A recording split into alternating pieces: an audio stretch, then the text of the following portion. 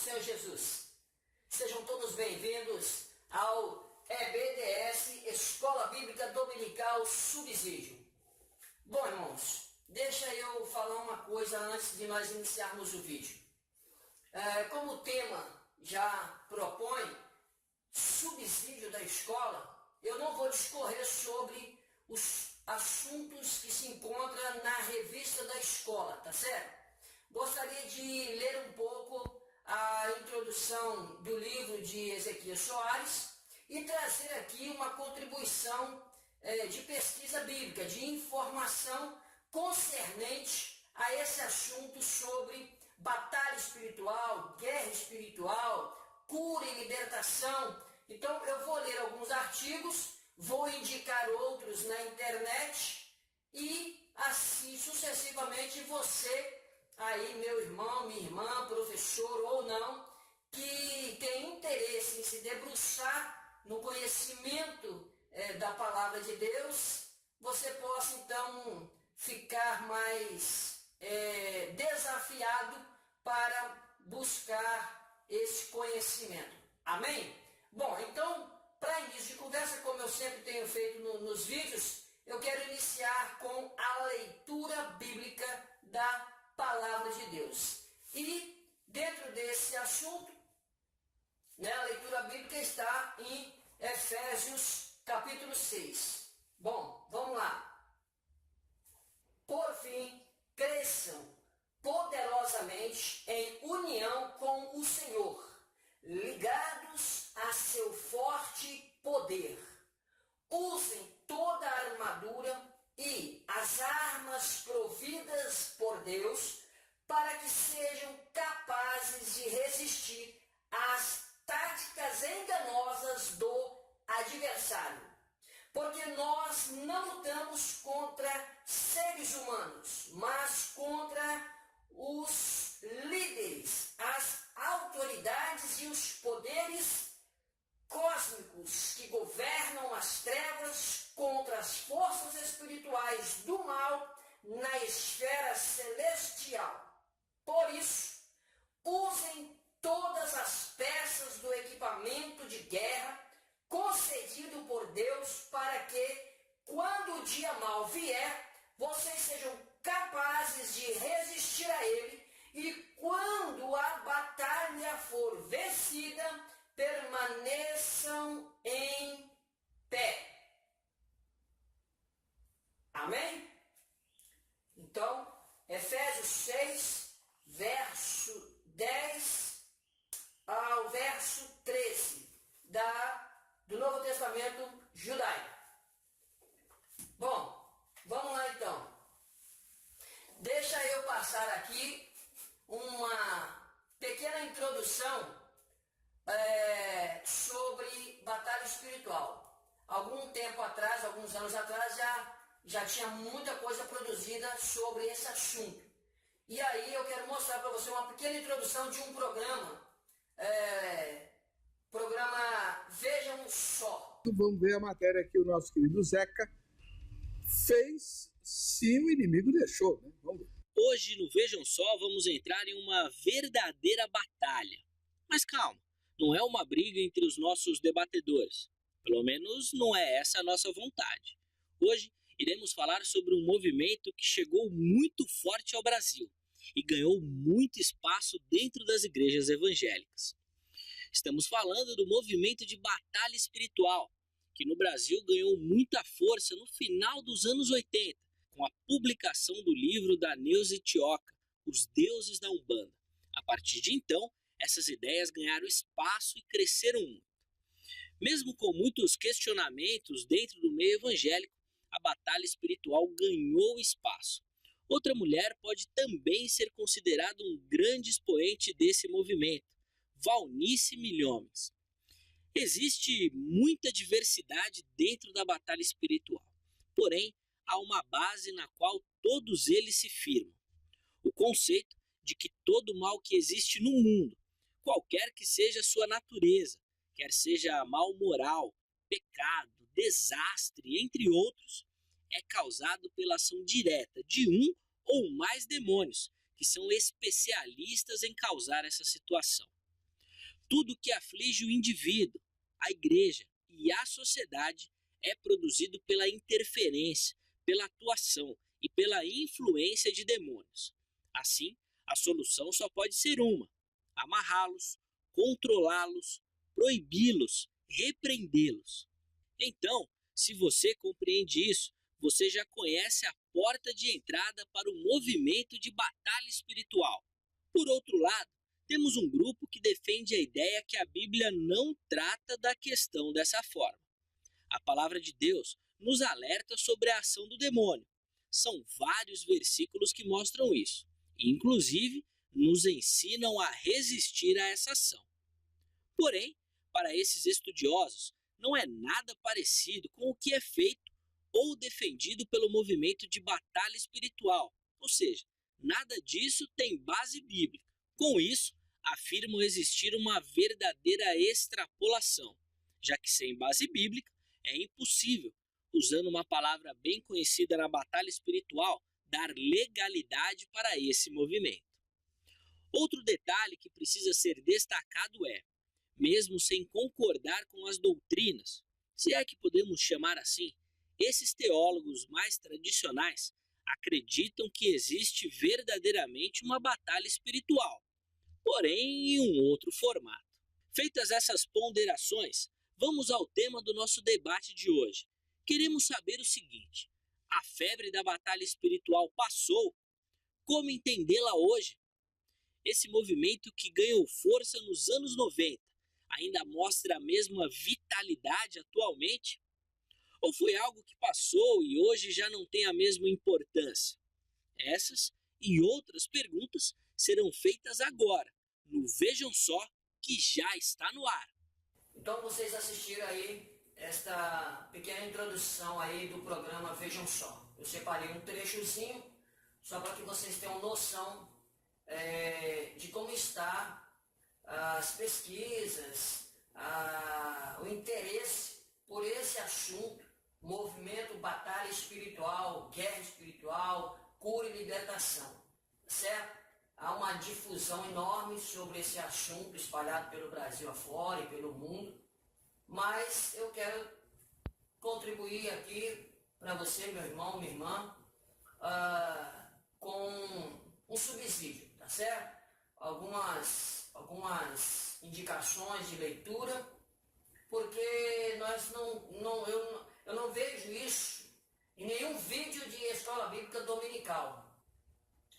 Talvez isso aqui, essa síntese, esse pequeno vídeo já sirva para abranger os seus conhecimentos, tá certo? Então deixa eu fazer uma leitura, já eu coloco outro vídeo de um outro pastor, teólogo, escritor, falando a respeito da origem da literatura da batalha espiritual e os seus segmentos. Deixa eu ler essa introdução, essa tese. Eu quero ler só a introdução. E já eu volto e coloco outro vídeo para você e depois dou sequência com mais algumas indicações de leitura, de livros, ok? Fique comigo, certamente Deus tem muita coisa para nos abençoar. Então, vamos à leitura. Relevância da pesquisa. O movimento de batalha espiritual encontrou seu solo fértil em muitas igrejas brasileiras, em função de alguns acontecimentos históricos que gestaram o ambiente adequado para sua aceitação e difusão. Do lado de dentro da igreja tem-se o lado do protestantismo de origem norte-americana, fundamentalista, messiânico, evangelical, individualista, que delineia, de modo geral, a igreja brasileira, gerando um cristão avesso às iniciativas sociais, peregrino interditado em sua inserção social por um evangelho de espera. Em seguida, no neopentecostalismo, o crente passa a ter legitimado o acesso às benesses sociais como prova da bênção divina, sente-se divinamente comissionado para influenciar e exercer domínio. É pragmático e ativista e aceita movimentos como o de guerra espiritual como resposta à alegada perda por parte de algumas denominações, do sobrenatural e do mistério em seus cultos, e de uma maior relevância na sociedade. Do lado de fora, eu já estou aqui agora no outro parágrafo, do lado de fora da igreja, encontra-se o contexto da pós-modernidade, ou da sociedade líquida, como diz Zygmunt Bauman, né? Mas vamos lá. Do lado de fora da igreja encontra-se o contexto da pós-modernidade, que influencia a igreja como um todo e coloca o homem no centro de sua teologia e liturgia, e que também, como força cultural e social, exerce tensão sobre o cristão. Há também o sincretismo, subproduto de um mundo globalizado e espiritualista, além da força cultural do Ocidente, materialista, consumista, que apela a uma revisão de absolutos morais, éticos e teológicos, pressionando para o surgimento de um cristianismo que busca a realização no aqui e no agora, e não mais apenas na eternidade. É num âmbito, eu estou aqui agora, num âmbito como este, que o movimento de batalha espiritual encontra espaço e voz como ferramenta operacional e de legitimação para responder às demandas da igreja do final do século XX e começo do século XXI. André Costin define bem a questão, afirmando que o termo solução ofusca o termo salvação. Seria um movimento de batalha espiritual um representante legítimo de uma nova forma de falar em novos tempos, ou apenas uma adaptação influenciada pela pós-modernidade? Esse é um dos temas mais discutidos da atualidade, envolvido em muita polêmica e digno de ser alvo de um estudo acadêmico acurado.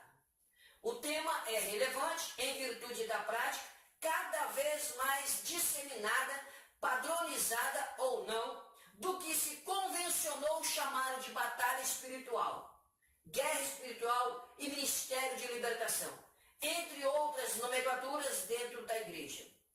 Cada vez mais, as pessoas estão expostas a todo tipo de ensino sobre o assunto, através da igreja, da mídia escrita e eletrônica, gerando não poucas vezes grande confusão e dúvida a respeito da veracidade e autenticidade desta prática. Em função disso, escolheu-se pesquisar o tema desde sua origem, seu desenvolvimento e atualidade, contribuindo para um entendimento histórico-teológico do assunto. O que o movimento de batalha espiritual propõe? Ele defende uma postura agressiva e ofensiva da igreja diante dos poderes das trevas, produzindo libertação em pessoas, estruturas e cidades, através de sinais, curas e maravilhas, por meio de instrumentos de libertação tais como o mapeamento espiritual, que o movimento define como discernir os espíritos das trevas que agem e dominam determinada região, bem como a quebra de maldição hereditária, que consistiria na quebra de vínculos ainda existentes com demônios na vida de um cristão. Essa foi uma das teses da Neuma Intioca, que está no livro de Ezequias Soares. Depois eu vou passar o videozinho e o pastor, no vídeo, no áudio, ele vai falar um pouquinho dessa origem. Quem foram os precursores da Neuza Intioca? Com quem ela estudou? Como é que ela publicou a sua tese de doutorado sobre demônios, espírito maligno? E ela atribuiu isso a macumba, ao candomblé, né? Enfim, depois eu vou passar o videozinho e ele vai explicar melhor do que eu no áudio que eu vou colocar para vocês, ok? O movimento crê que a pessoa, ao converter-se, não é liberta automaticamente dos poderes das trevas. Expulsar os demônios que tiveram acesso à vida da pessoa é tarefa delegada à igreja e deve ser efetuada na vida de todas as pessoas. Há ainda outras ferramentas mais tradicionais e menos controvertidas, que o movimento utiliza, ou seja, o movimento de batalha espiritual, como orar pelos enfermos e ungir as pessoas com óleo. É inegável a influência e a abrangência do movimento de batalha espiritual no meio evangélico protestante do Brasil. É importante conhecer suas origens, história, desenvolvimento e atuais implicações na vida da igreja evangélica, compreender sua fundamentação bíblico-teológica, a influência de correntes históricas como a pós-modernidade, o pragmatismo, o consumismo descartável, o fechar das cortinas do segundo milênio, a manifesta espiritualidade do misticismo dessas últimas décadas e o misticismo teológico que o cinema e a televisão disseminaram. Tudo isso fornecerá um panorama para, de forma objetiva, concluir se este movimento labora em erro ou se merece crédito, se possui raízes genuínas, tanto teologicamente como historicamente, ou se é apenas um subproduto temporário de necessidades espirituais e temporais, ou se tem seu lugar na história da igreja. Então, eu acredito que pela introdução do livro de Ezequias Soares, a ideia é confrontar este dito movimento espiritual, movimento de batalha espiritual, guerra espiritual, né? Eu acredito que a introdução deixa transparecer que é um confronto e também um desafio para nós cristãos entender e compreender até onde isso tem fundamento teológico bíblico, até onde isso tem influência na nossa vida diária, com a Bíblia, com a igreja, com os irmãos, na nossa vida diária, né?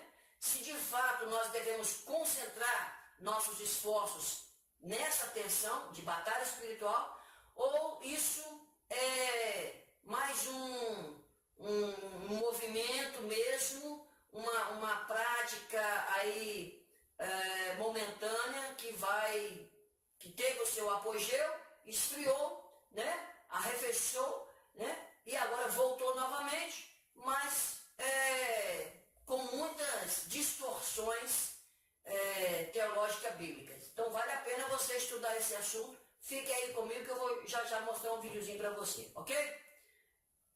Vamos então colocar esse vídeo.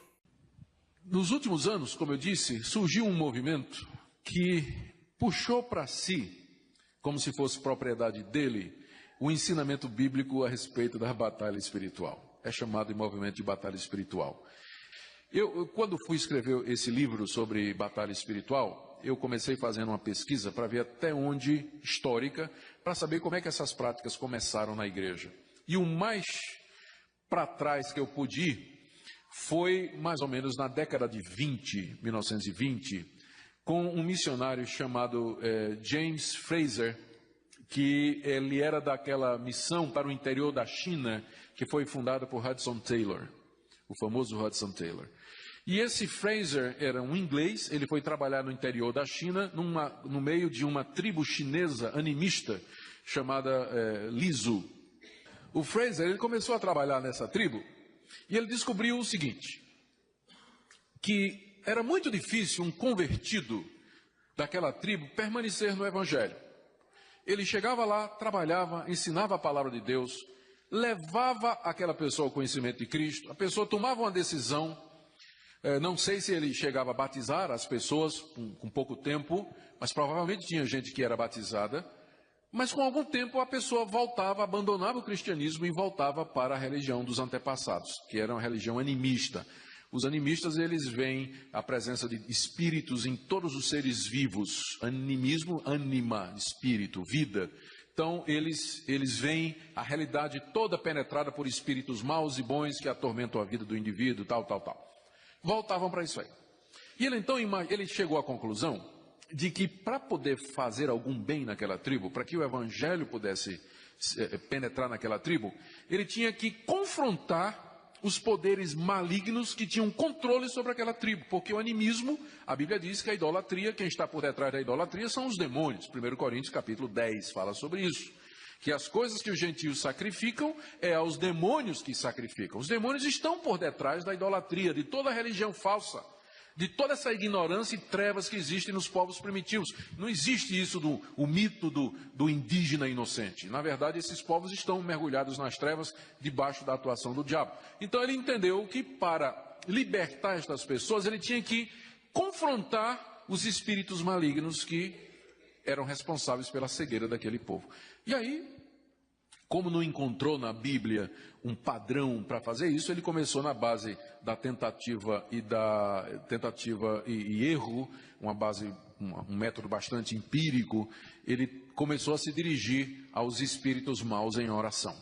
E foi então, essa é uma das características do movimento de batalha espiritual, é chamada oração de guerra, quando você fala diretamente com os demônios e dá ordens para ele. Uma outra linha da batalha espiritual é aquela dos chamados dispensacionalistas. Esse livro foi um dos primeiros livros publicados no Brasil, O Adversário, de Mark Bubeck. Eu não sei quem da velha guarda como eu leu esse livro. Era um livro de capa preta com letras vermelhas, O Adversário. Era um livro sobre demonologia. Era um livro relativamente equilibrado, mas já falava coisas como possessão de crentes, que crentes podem ficar possessos por espíritos malignos, e assim por diante. O Mark Bubeck é ligado ao movimento de Dallas, nos Estados Unidos, que é um movimento dispensacionalista. E os evangelicais, que é um grupo mais recente, e que se caracterizou mais na guerra espiritual, por enfatizar a questão da cura interior. O movimento de cura interior, ele, com o tempo, ele trouxe para dentro de si os conceitos de batalha espiritual. E o movimento é um movimento tão pujante, que apesar dele já ter 30 anos, já devia ter passado, como passou o Dente de Ouro e outras coisas, mas esse movimento continua. E o movimento tem se espalhado muito, mas eu queria falar também aqui das maiores influências no Brasil. Todo mundo conhece o nome de Peter Wagner. Wagner, vale a pena a gente parar um pouquinho aqui, para falar mais um pouquinho sobre ele. Peter Wagner, eu vou começar falando do mestre de Peter Wagner, que é um americano chamado Donald McGavran. McGavran foi missionário na Índia e em outros países. E ele desenvolveu a seguinte teoria. Antes do missionário dizer, ele era, acho que reformado, por isso ele disse o seguinte, antes de alguém dizer que uma igreja não está crescendo num determinado lugar, porque não é a vontade de Deus que a igreja cresça, a tese dele era essa.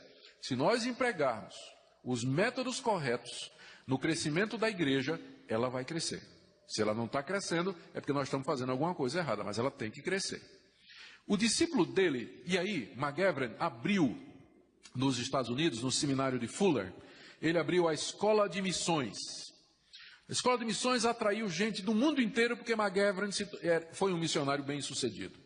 Muita gente foi estudar com ele. E um dos que foi estudar com ele era exatamente o Peter Wagner, que veio de uma dessas denominações tradicionais dos Estados Unidos. O Wagner estudou com ele, o McGavran é o pai do movimento de crescimento de igrejas, pegou a receita de McGavran e veio trabalhar aqui na América Latina. Quando Wagner chegou aqui na América Latina para plantar igrejas que crescessem, ele teve um problema, porque ele era conservador na teologia, e ele viu que as igrejas que cresciam na América Latina eram as pentecostais. Mas aí ele foi forçado pela própria lógica da tese dele de crescimento da igreja a mudar de ideia. Porque a tese de crescimento da igreja é o seguinte. O que faz uma igreja crescer é você usar a metodologia correta no lugar correto. Os pentecostais estão crescendo. Por quê? Porque eles estão usando a metodologia correta em países de terceiro mundo. E aí então Wagner passou para o lado de lá. Ele se tornou de linha pentecostal. Voltou para os Estados Unidos para substituir o seu mestre, o Donald McGavran, que tinha se aposentado. E aí ele chamou o John Arnold, aliás, não o John Arnold, o John Wimber, que é o fundador daquele movimento A Videira, que já chegou no Brasil, e é uma denominação que chegou no Brasil. O John Wimber, ele era de uma igreja tradicional, a esposa dele foi curada numa reunião de cura, e ele se tornou pentecostal. E aí começou uma denominação chamada A Videira, que enfatizava curas, sinais e prodígios hoje. E ele se tornou um dos grandes defensores da cura pela fé. Ele dizia que se um cristão não é curado, é porque não tem fé. Porque a vontade de Deus é curar a todos os seus filhos pela fé. Aí Peter Wagner chamou esse cidadão e junto com ele montaram um curso lá na Escola de Missões de Fuller, intitulado Sinais e Prodígios e Crescimento da Igreja. E a linha desse curso era a seguinte: para a igreja crescer hoje, ela tem que fazer sinais e prodígios. Porque se ela não fizer milagres, ela não vai crescer. Esse é o ingrediente do bolo que está faltando nas igrejas tradicionais. Tem que fazer milagre, tem que ir para o sobrenatural. Senão não vai crescer. Por que é que os pentecostais estão crescendo? Porque eles colocaram esse ingrediente aí na receita do bolo do crescimento de igreja. Aí como era a aula? Eles publicaram um livro, foi traduzido no Brasil, a capa prateada com letras azuis. Eu li todinho. A primeira parte, John Wimber, aliás, o Wagner, falava sobre como fazer a igreja crescer usando sinais e prodígios. E na segunda parte, o John Wimber ensinava os missionários a como fazer milagres. E aí, como é que funcionava? Na sala de aula, ele falava que para determinadas doenças você tinha que ungir com óleo, outras com sal, outras você podia usar água, outras coisas, a colocar a mão em determinados locais. E a coisa mais importante é a chamada revelação, que os alunos eram estimulados a vir à frente e sentir pelo Espírito Santo a doença de alguém, para poder dizer, Deus está me revelando, tem alguém doente aqui, e assim, aí eles verificavam que muitas vezes eles acertavam, e assim por diante. Aí o pessoal do seminário de Fuller disse, isso é brincadeira, ninguém pode ensinar a fazer milagre, como é que pode ser? Mandou fechar o curso.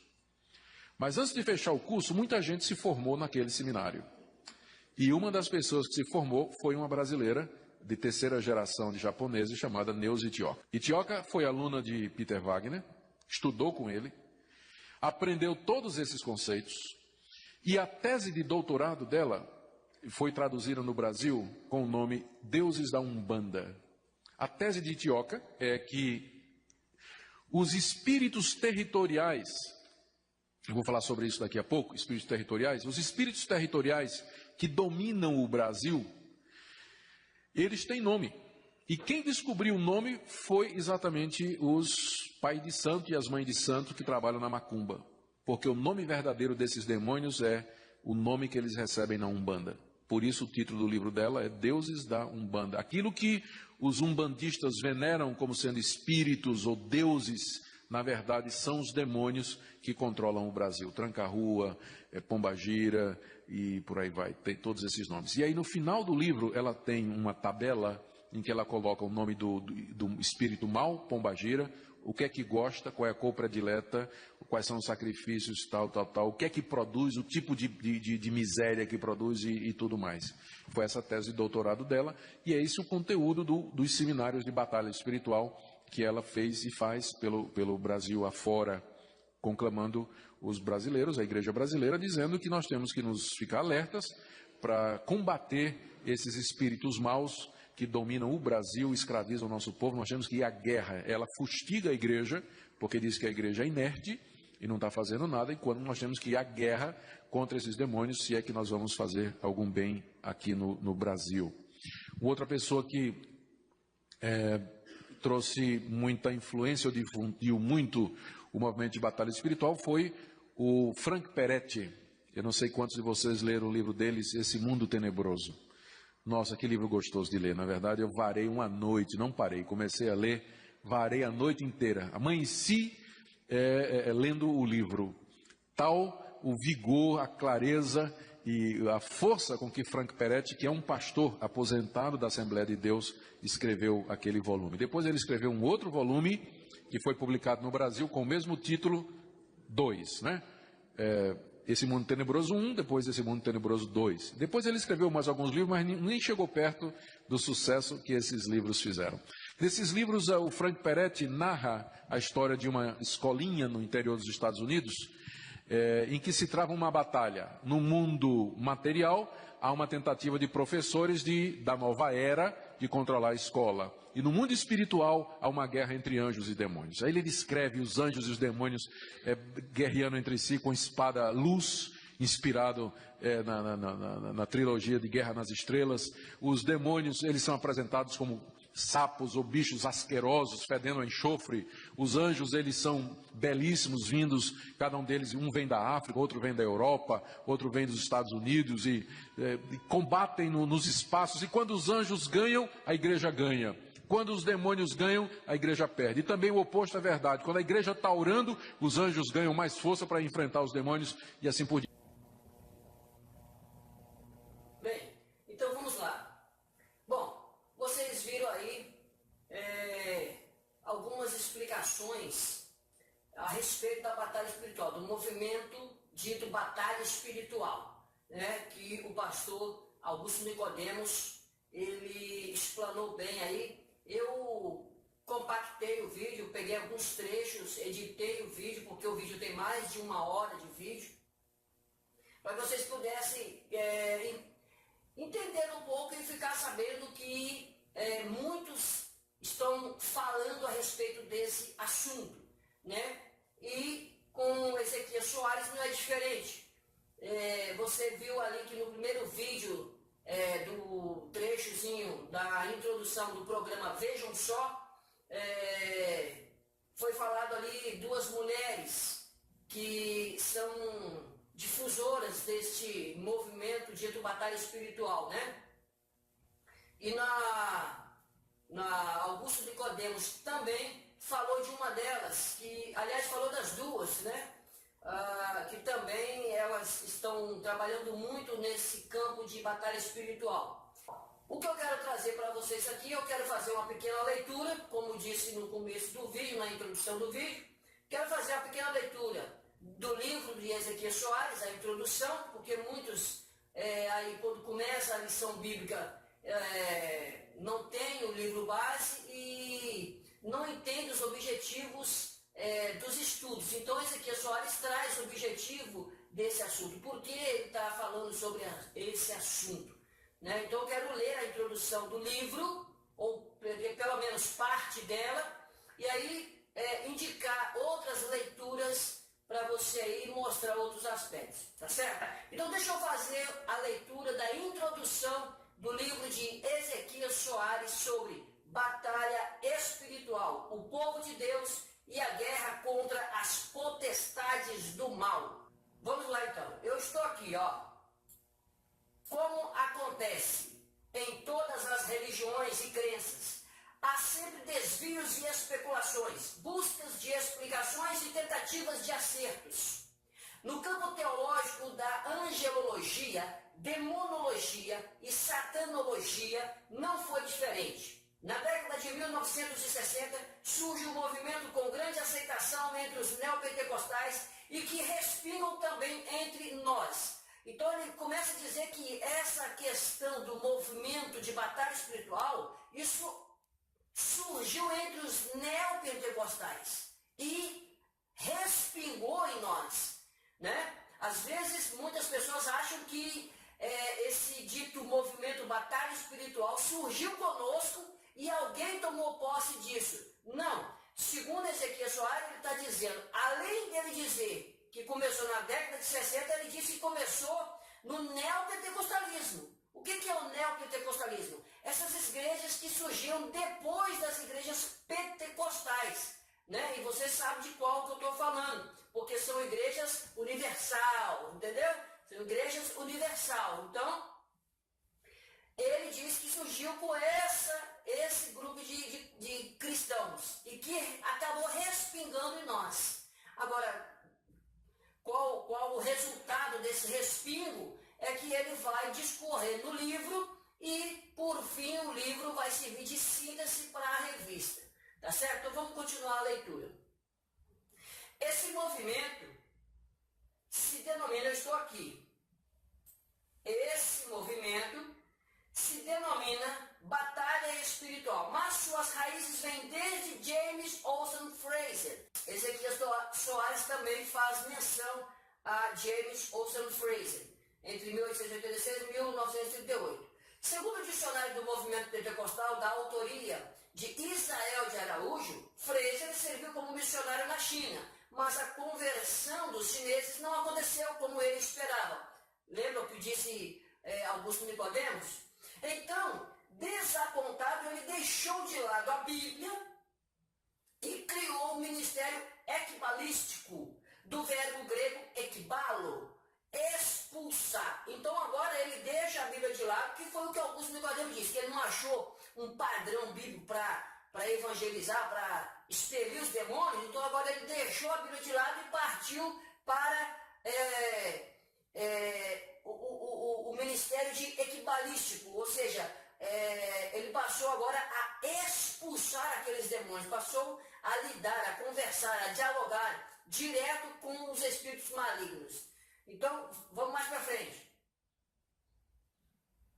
Segundo Fraser, tudo o que aflige o mundo, a igreja e a sociedade, é por interferência direta dos demônios. E a única solução é amarrá-los, controlá-los, proibi-los, repreendê-los, etc. Segundo o movimento de Fraser, os demônios estão instalados em posição estratégica e geográficas. E por isso as igrejas precisam ir a esses demônios para neutralizar a ação deles e amarrar o valente. Inventaram até nomes, ou seja, veja que Ezequias Soares está dizendo que, para ele, isso foi uma invenção, uma invencionice de James. Inventaram até nomes para os demônios, ou copiaram dos antigos. Desde o período interbíblico já havia muitas invenções desse tipo, principalmente na literatura apocalíptica apócrifa e pseudoepígrafa. E delas surgiram muitas crenças que contribuíram para o imaginário popular. De lá surgiram nomes de anjos e demônios. Já eu vou colocar para você alguns slides que o pastor Carlos Augusto Vailate, também um teólogo, doutor em línguas hebraicas, e também escreveu o livro A Demonologia. Eu vou mostrar para você 3 ou 4 slides que faz parte da apresentação dele, de onde surgiram essas ideias de demônios e espíritos malignos, ok? Fique comigo aí, já eu coloco esses slides para você. Deixa eu ler mais um pouquinho. Eu estou no próximo parágrafo. O objetivo, tá aqui ó, o objetivo do presente livro Batalha Espiritual agora, Ezequias Soares vai dizer qual o objetivo do livro dele, qual o objetivo da ideia, da tese dele com esse assunto. O povo de Deus e a guerra contra as potestades do mal é mostrar e explicar com base bíblica e histórica a realidade da batalha espiritual nos seus vários aspectos. Com isso, confrontamos o movimento que também se denomina batalha espiritual. Então, ele está confrontando o movimento, certo? Ele vai confrontar esse dito movimento de batalha espiritual. Então, a tese dele,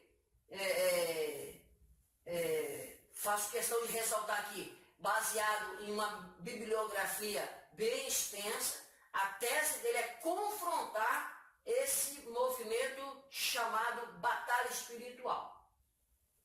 Mas que traz no seu bojo uma coleção de crendices e especulações completamente destituídas de fundamentação bíblica. Então, para Ezequias Soares, esse movimento de batalha espiritual está completamente destituída de fundamentação bíblica. Não passa de crendices e especulações. Pois bem, então vamos continuar a leitura. Eu estou aqui. Os irmãos e as irmãs precisam conhecer as duas doutrinas para não se tornarem céticos ou indiferentes nem excessivamente crédulos. Não é por causa das aberrações doutrinárias que vamos deixar de acreditar nas manifestações do Espírito Santo. Isso porque as crendices do tal movimento têm levado alguns ao ceticismo e outros ao fanatismo. Então, o que Ezequias Soares sugere é que não devemos caminhar pelos extremos, não é? Nem ficar incrédulo, mas também não virar fanático e achar e passar então ver demônio em tudo quanto é lugar, tá certo? Ele sugere que nós tenhamos um equilíbrio. Não podemos ser céticos, ou seja, incrédulos, mas também não podemos ser crédulos demasiadamente, ou seja, fanático. Estou aqui no próximo parágrafo, somos pentecostais e cremos na atualidade dos dons espirituais, mas discernimos muito bem quando a manifestação é de Deus ou de fogo estranho. Religião sem sobrenatural é mera filosofia. A obra esclarece, ou seja, o livro, esclarece os vários aspectos da batalha espiritual, como a realidade dos anjos, dos demônios e seu maioral, o diabo, da tentação, do poder de Jesus e a sua vitória sobre todo o reino das trevas e sobre a força do mal. Esses capítulos falam sobre o discernimento e a mente de Cristo e sobre o assunto e sobre assuntos práticos do dia a dia, como a vigilância e a oração. Assim esperamos contribuir e ajudar os irmãos e as irmãs no conhecimento bíblico e também na sua edificação espiritual, para que cada um tenha uma vida vitoriosa em Cristo. Então pense bem. Eu disse no vídeo passado, né, logo aí atrás, eu disse o seguinte, que a obra de Ezequias Soares tem uma vasta bibliografia, referências bibliográficas, outros autores que escreveram outros assuntos acerca de anjos, demônios, diabo, satanás, possessão, batalha espiritual, enfim. Ele faz uma consulta bibliográfica extensa. Além de ter contribuição, né, dessa menina aqui, que agora não me recordo o nome dela. Daniele Soares. Então, vale a pena você consultar a bibliografia de Ezequias Soares. Além das referências bibliográficas de Ezequias Soares, eu gostaria também de lhe sugerir algumas leituras, como disse, né, que faria. Então, você tem aqui, por exemplo, Sábios Conselhos para um Viver Vitorioso, de José Gonçalves. É outro livrinho que serviu de base para as lições bíblicas. Sábios Conselhos para um Viver Vitorioso. Aqui dentro tem várias referências ao livro de Provérbios e buscando uma concentração na sua postura de vivência, buscando a sabedoria de Deus. Aqui você tem Reinhard Buck, né? Evangelismo por Fogo, é um best-seller, foi um missionário também na África e esse livro explodiu de recorde de vendas, né? Aqui também você tem Guerreiros da Luz, de Isabela Mastral e Eduardo Daniel Mastral, também fala de possessão demoníaca, de ação do diabo, batalha espiritual, enfim. É uma experiência que eles tiveram, né, no campo missionário. Você tem o volume 1 e o volume 2. Eles são juntos, né? É um livro interessante de se ler, porque conta de experiências empíricas, né, vividas por eles. Mas eu também tenho aqui esse livretozinho de Mike Perman, né? Conhecendo as doutrinas da Bíblia. Eu acredito que página 96, se não me engano, página 96, deixa eu ver aqui. É isso mesmo, página 97, 96, deixa eu ver. 95, 94, 92, isso, 91, página 91, né? Vai falar aqui, ó, vai tratar sobre, não sei se dá para você ver aí, vai falar sobre Satanás e aí para frente vai falar sua origem, seu caráter, né? Então vai falar sobre diabo, destruidor, serpente, tentador, enfim. Depois, mais para frente um pouquinho, tem também mais para frente, dentro desse mesmo capítulo, vai se falar sobre a natureza e as atividades, né? Vai falar sobre Satanás, e aí é uma indicação de leitura para você. Se você tiver interesse, tiver interessado nesse assunto, né, querendo se debruçar, conhecer mais, fica aqui minha indicação bibliográfica. Além dessa, como eu te prometi, alguma coisa também aqui em PDF na internet, eu vou te mostrar aqui. Você tem aqui, por exemplo, o próprio pastor Nicodemos, Augusto Nicodemos, ele citou Frank Paredes, que escreveu Este Mundo Tenebroso. Também você vai ver aí. Você tem esse primeiro livro, Este Mundo Tenebroso, de Frank Paredes, e você tem o segundo também, Este Mundo Tenebroso, parte 2. Tá certo? Então, aliás, o Augusto Nicodemos, no começo do áudio, ele fala que começou a escrever um livro, e foi por isso que ele foi buscar a pesquisa sobre batalha espiritual, esse movimento sobre batalha espiritual. E ele escreveu, então, esse livro aqui, Batalha Espiritual, né? Tem essa capa aqui com 2 soldados, ele escreve esse livro, e eu queria ressaltar aqui um pequeno trecho, né?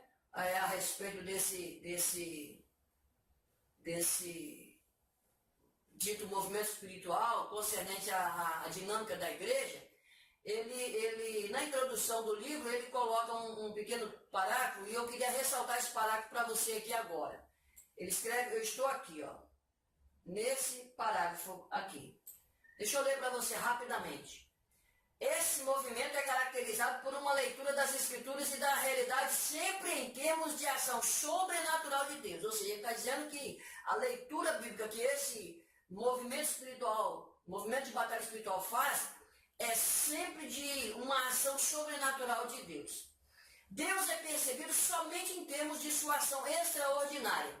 Assim, para o neopentecostal típico, Deus o guia na vida diária através de impulsos, sonhos, visões, palavras proféticas e dá soluções aos seus problemas sempre de forma miraculosa, com libertações, livramentos, exorcismos e curas. A doutrina que caracteriza mais que qualquer outra as igrejas evangélicas no Brasil hoje é a crença em milagres. Essa é a doutrina que mais caracteriza as igrejas no Brasil hoje. É a crença em milagres. Aí ele continuou dizendo, é claro que não estou dizendo que crer em milagres seja errado. Até porque é bíblico, né? Nós sabemos. O que eu estou dizendo, Augusto Nicodemos completa, é que na hora em que a crença em milagres, né, dita contemporânea, ou seja, essa crença da atualidade, a maneira como nós temos hoje, né, se ela é tida, se ela passa a ser a característica maior da igreja, ou seja, algo está errado. Porque a característica maior da igreja é a evangelização dos povos. Ide por todo mundo e pregar o evangelho. Mateus 28, lá no finalzinho. Certo? Então, a maior característica, a identidade da igreja, a insígnia da igreja, né, o distintivo da igreja é a missio Dei, a missão de Deus. é a evangelização dos povos. Ide por todo mundo e pregar o evangelho a todas as pessoas. Quem crer será salvo, quem não crer será condenado. Então, a missão da igreja, a identidade da igreja, o distintivo da igreja passa pelo ide. Então, o que ele está dizendo é que quando a igreja é caracterizada apenas por ações miraculosas, porque ela realiza milagre, algo está errado. Ok? Então, é uma reflexão. Não estou dizendo com isso que concordo ou discordo da opinião de Augusto Nicodemos. Apenas estou expondo para vocês o pensamento dele. Tá certo? Então, a imagem mais ampliada, mas aqui na internet você vê que a imagem está mais recuada, a espada aparece mais, aparece o escudo e ela está, na verdade, na mão direita do soldado. Então você tem aqui John Eckhart, que também vai trabalhar esse aspecto de batalha espiritual, cura e libertação, possessão demoníaca, enfim, por aí afora vai. É um campo muito vasto. Outra dica é aquele Mark Buber, que o próprio Nicodemos citou. O livrinho da capa preta, não sei se você lembra, ele falou isso no vídeo dele, no áudio, o adversário. Mark Buber, ele vai dizer o seguinte, ó, só para a gente rapidamente entender o que ele quer dizer. O cristão acha-se envolvido numa batalha. Batalha esta com Satanás e poderes demoníacos, em face do crescente apelo do espiritismo e do ocultismo em nossa terra. O cristão precisa estar muito bem informado acerca dessa luta e preparado para o combate. Esse é, portanto, o propósito deste livro: alertar os cristãos acerca da luta na qual se acham envolvidos e dar orientação específica e efetiva em como tratar com o poder maligno e demoníaco. Mark Buber discute cuidadosamente acerca do conflito espiritual do cristão. Estes são alguns dos assuntos abordados: perspectiva bíblica do conflito, o conflito com a carne, o conflito com o mundo, enfrentando o reino de Satanás, desafiando os impedimentos de Satanás ao reavivamento, o equipamento para o conflito e entenda e não tema. Então, a maneira de tratar esses assuntos neste livro torna-o indispensável ao cristão na sua luta com os poderes das trevas. Todo cristão precisa do auxílio deste manual para o conflito contra o mundo, a carne e o diabo. Mark Buber, diplomado em teologia pelo Concept Batista Seminário, é pastor da Judson Baptist Church, ou seja, a Igreja Batista de Judson. E antes de ir para a Judson em 68, pastoreou as igrejas de Morrison, em West Ham, Colorado, Estados Unidos, tá certo? Então, fica aí a minha dica de leitura. Bem, como eu havia prometido, vou mostrar para você aqui agora alguns slides, que é da apresentação do doutor Carlos Augusto Vailate, né? Ele é doutor em teologia, doutor em línguas hebraicas, é um homem com uma bagagem bem considerável. Depois você pesquisa aí na internet sobre Augusto Carlos Vailate. Aliás, Carlos Augusto Vailate, tá certo? No slide dele, você está vendo aí, a partir do segundo ponto da palestra dele, ele vai falar sobre a origem de Satanás e dos demônios. É uma palestra muito extensa, só que o que eu vou passar aqui, acho que é uns 2 ou 3 slides, que é, sei lá, menos de 2 minutos, né? E para mostrar para você as teorias da origem de Satanás e os demônios. Ele vai falar sobre as teorias. É um vídeo com mais de 1 hora de duração. Mas aqui eu vou passar 2 ou 3 slides que não vai gastar 2 minutinhos. Só para você ter noção dessas teorias, tá certo? Bom, veja, por exemplo, o que diz aqui a teoria do Mishnah, né? É um livro dos judeus ortodoxos, antigo, né? E nessa teoria, ele vai dizer ali, os demônios foram criados originalmente como demônios por Deus. Então, para eles, Deus criou os demônios já como demônios, né?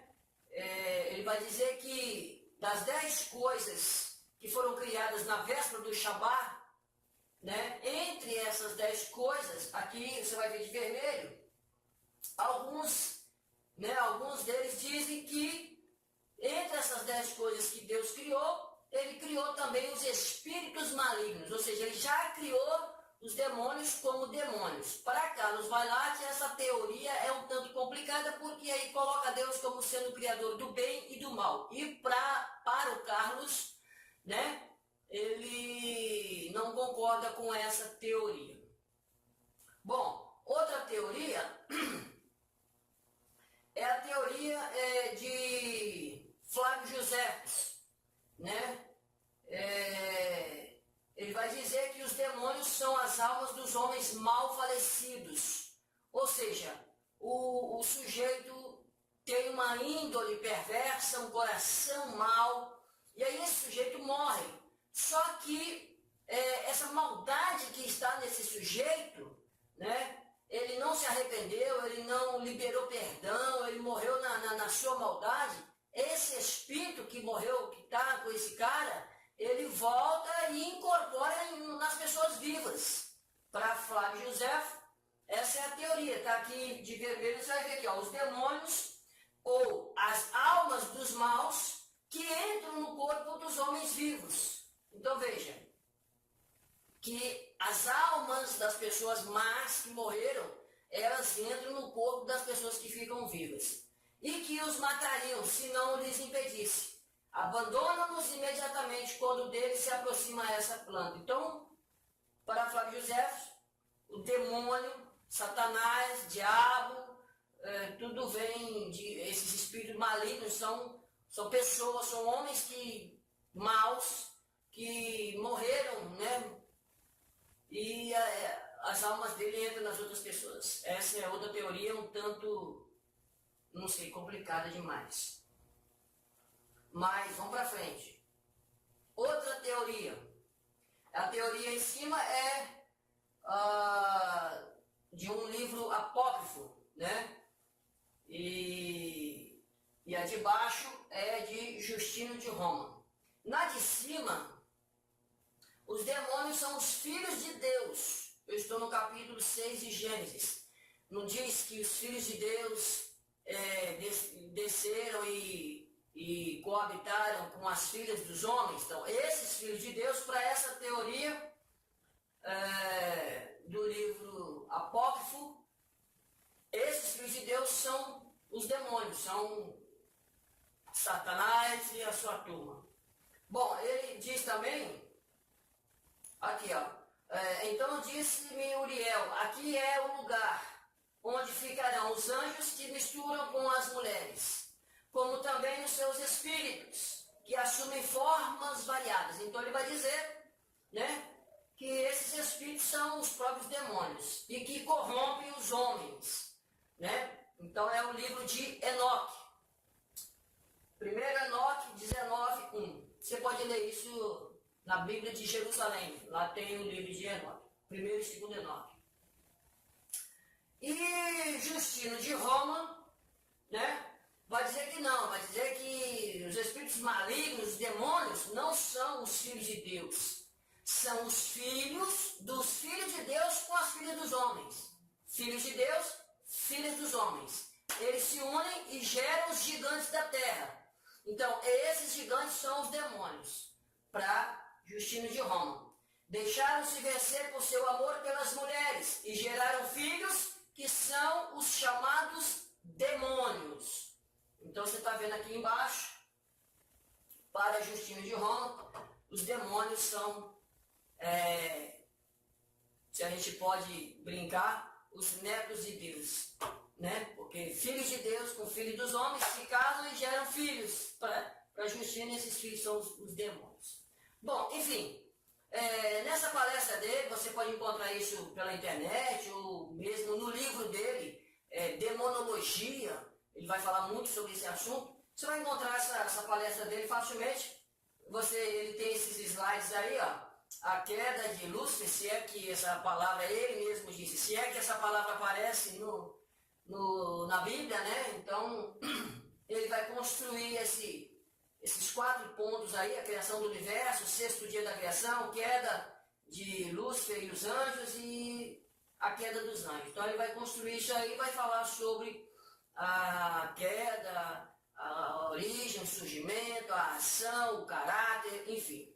Aliás, segundo ele diz que anjos bons que obedecem a Deus, né? Seres espirituais que obedecem a Deus são anjos, que andam segundo a tua ordem são anjos. E seres que desobedecem a Deus e que não andam segundo as ordens de Deus são demônios. Para ele é simples assim, está caracterizado, ok? Então, vale a pena você registrar todas essas informações e daí para frente você fazer mais busca, mais pesquisas. Claro, cada um, né, tem uma disposição para poder se debruçar sobre uma leitura, uma pesquisa, um descobrimento literário, ok? É isso aí que eu queria mostrar para vocês sobre esses slides.